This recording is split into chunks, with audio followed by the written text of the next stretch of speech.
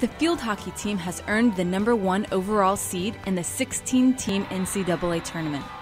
UNC fell to Syracuse in overtime in the ACC tournament semifinals last weekend. The Tar Heels will learn and grow from the tough competition. We know, we're going to bounce back from this. We're only going to get better from that loss. You learn more from a loss than you do from a win. So we're very excited simply to make the field. I think this year has been so competitive. The parity has been greater than ever. So simply to make the tournament is always a thrill, but to be the #1 seed is just unbelievable. I think we're all really excited. It's great to get the #1 seed and to be able to host in the first weekend of the tournament, but we know that across the board the competition is fantastic this year, and we're looking forward to it and looking forward to a good week's worth of practice. Carolina will host the winner between Richmond and Liberty in the first round on Saturday at 11:30. So the game plan will depend on our opposition. Obviously we've played Liberty once before, and we have great respect for them. We beat them, but it took hard work and great intensity in order to do so.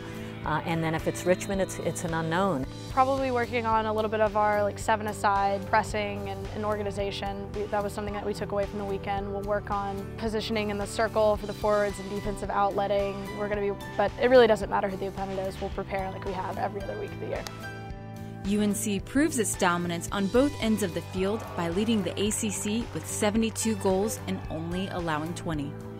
Obviously there's defensive mids and forwards, but we look to defend to win. Our forwards play a huge role in pressing just as much as the defense does, keeping it out of the circle. So it's a team effort across the board, and even when we're getting into the circle, it's because the backs have given the ball to the mids who are getting it up to us. So I think we kind of look at everything as a team effort. As probably part of what's made us really successful this year is just working together as a team and not isolating anyone and just working together all over the field.